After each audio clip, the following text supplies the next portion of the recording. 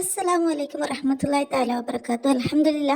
പ്രിയ സുഹൃത്തുക്കളെ, ഇന്ന് ഞാൻ നിങ്ങൾക്കൊരു അത്ഭുത ജീവിതകഥ പറഞ്ഞു തരാം. ഒരു പ്രണയിനിയായ എൻ്റെ ഒരു സുഹൃത്തിൻ്റെ ജീവിതകഥ പറഞ്ഞു തരാം.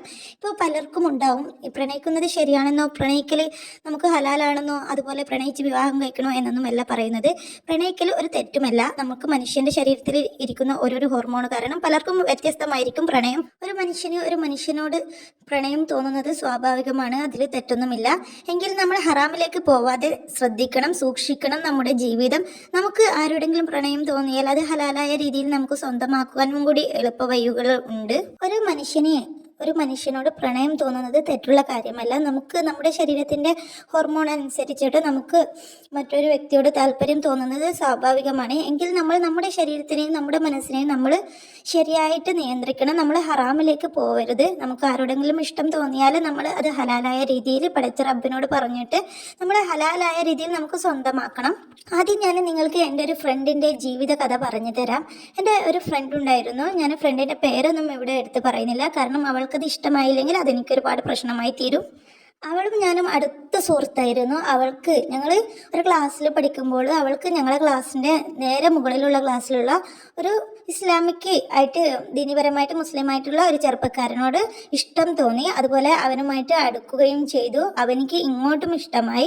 അവർ രണ്ടുപേരും പരസ്പരം സ്നേഹിക്കുകയായിരുന്നു. അവർ അറിയാതെ ഒരുപാട് തെറ്റുകൾ ചെയ്യുകയും കാണുകയും വിളിക്കുകയും ഒക്കെ ചെയ്തു, സംസാരിക്കുകയൊക്കെ ചെയ്തിട്ട് അവർ ഒരുപാട് അടുത്തുപോയി.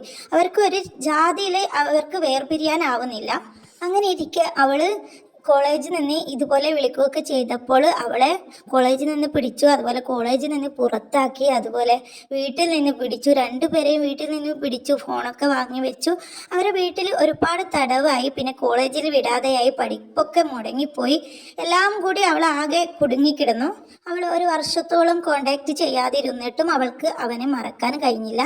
എന്നിട്ടും അവൾ വീണ്ടും അവനെ കാണുമ്പോഴൊക്കെ അവനെ കാണും, സംസാരിക്കും. അതുപോലെ വിളിക്കാൻ പറ്റുന്ന സാഹചര്യങ്ങളൊക്കെ ഓർത്തിട്ട് നിന്നിട്ട് വിളിക്കുകയും ചെയ്യും. ഉമ്മാൻ്റെയൊക്കെ കണ്ണ് വെട്ടിച്ചിട്ട് അവൾ വിളിക്കാൻ ശ്രമിക്കും.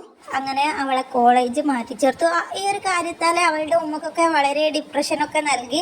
ഉമ്മക്കൊക്കെ വളരെ ടെൻഷനായി. അപ്പോൾ ഇങ്ങനെ അവൾ കുറച്ചു കാലം വീട്ടിലായി, പിന്നെ കോളേജ് മാറ്റിച്ചേർത്തു. എങ്കിലും ഇവൾക്ക് ഇവനെ മറക്കാൻ കഴിഞ്ഞില്ല. ഇവൾക്ക് വേറെ ആരെയും സ്നേഹിക്കാൻ പറ്റുന്നില്ല.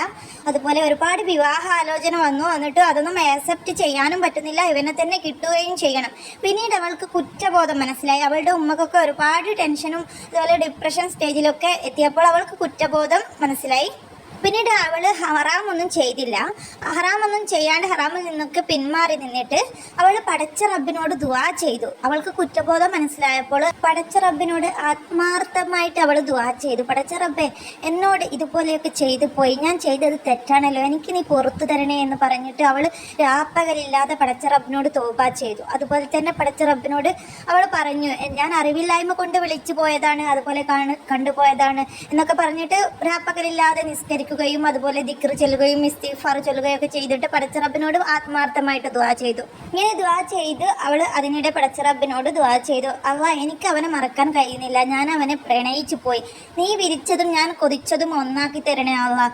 അതുപോലെ ഇനി ഞാൻ തെറ്റിലേക്കൊന്നും പോവില്ല, നീ എനിക്ക് അവനെ സ്വന്തമാക്കി തരണേ. എനിക്ക് വേറെ ആരെയും സ്വീകരിക്കാൻ കഴിയാൻ പറ്റുന്നില്ല, ഞാൻ അത്രയ്ക്ക് ഇഷ്ടപ്പെട്ടുപോയി. പടച്ച റബ്ബേ, നീ എൻ്റെ ഇഷ്ടം കാണണേ, നീ വിരിച്ചതും ഞാൻ കൊതിച്ചതും ഒന്നാക്കി തരണേ, നീ എനിക്ക് ആ ഒരു കാര്യം സാധിപ്പിച്ചു തരണേ. അതിനുവേണ്ടി ഞാൻ ദിവസവും നബിയുടെ ഹളറത്തിലേക്ക് 100 സ്വലാത്ത് ചെല്ലാമത. എന്നോട് ചെയ്തു പോയ തെറ്റുകുറ്റങ്ങളൊക്കെ നീ എനിക്ക് പുറത്തു തരണേ. അതുപോലെ എനിക്ക് ഞാൻ കൊതിച്ചത് നീ തരണേ എന്ന് പറഞ്ഞിട്ട് അവൾ അള്ളാഹുവിനോട് ദുആ ചെയ്തു. എന്നിട്ട് അവൾ 1 വർഷം 2 വർഷത്തോളം അവൾ മുടങ്ങാതെ 100 സ്വലാത്ത് നബിയുടെ ഹളറത്തിലേക്ക് ദിവസവും ചൊല്ലി. അൽഹംദുലില്ലാ. അങ്ങനെ അവൾ സലാത്തൊക്കെ ചൊല്ലി ദിവസവും ദുആ ചെയ്തു. തെറ്റൊന്നും ചെയ്യാതെ അവൾ മാപ്പ് അള്ളാഹുവിനോട് നിരന്തരം ചോദിക്കുകയും പ്രാർത്ഥിക്കുകയും ചെയ്തു. അങ്ങനെ അവളുടെ വിവാഹമൊക്കെ റെഡിയായി. അവളുടെ ഉമ്മക്കൊക്കെ ഇഷ്ടം വന്നു, അവൻ്റെ ഉമ്മക്ക് ഇഷ്ടം വന്നു. അതുപോലെ അവരുടെ വിവാഹം റെഡിയായി. അവരുടെ വിവാഹം കഴിഞ്ഞു. ഇപ്പോൾ അൽഹംദുലില്ലാ അവർക്ക് ഒരു കുട്ടിയും ജനിച്ചു. കുട്ടിക്ക് ഇപ്പോൾ 2, 2.5, 3 വയസ്സാകാൻ ആയിട്ടുണ്ട്. അൽഹംദുലില്ലാ സന്തോഷത്തോടെ അവർ ജീവിക്കുന്നു. ഇതുപോലെ പ്രണയത്തിൽ അകപ്പെട്ടു പോവുകയും അവരില്ലാതെ ജീവിക്കാൻ പറ്റാത്തൊരവസ്ഥയാവുകയും നിങ്ങൾ തെറ്റ് ചെയ്യാൻ പോകരുത്. തെറ്റ് ചെയ്തു പോയെങ്കിൽ നിങ്ങൾ അള്ളാഹുവിനോട് ആത്മാർത്ഥമായിട്ട് ദുആ ചെയ്യുക. എന്നിട്ട് അള്ളാഹുവിനോട് ചോദിക്കുക, നീ വിധിച്ചതും ഞാൻ കൊതിച്ചതും ഒന്നാക്കി തരണേ, ഞാൻ കൊതിച്ചത് നീ എനിക്ക് തരണേ എന്ന് അള്ളാഹുവിനോട് ആത്മാർത്ഥമായിട്ട് ചോദിക്കുക. പ്രിയ സുഹൃത്തുക്കളെ, അള്ളാഹു നമുക്ക് തരും. അള്ളാഹു അല്ലാതെ നമുക്ക് ആരാണ് തരിക? എല്ലാവർക്കും ഹറാമില്ലാത്ത സന്തോഷമുള്ള ജീവിതം തരട്ടെ എന്ന് പ്രാർത്ഥിക്കുന്നു. ഇൻഷാ അല്ലാഹ് അടുത്തൊരു വീഡിയോയിൽ കാണാം.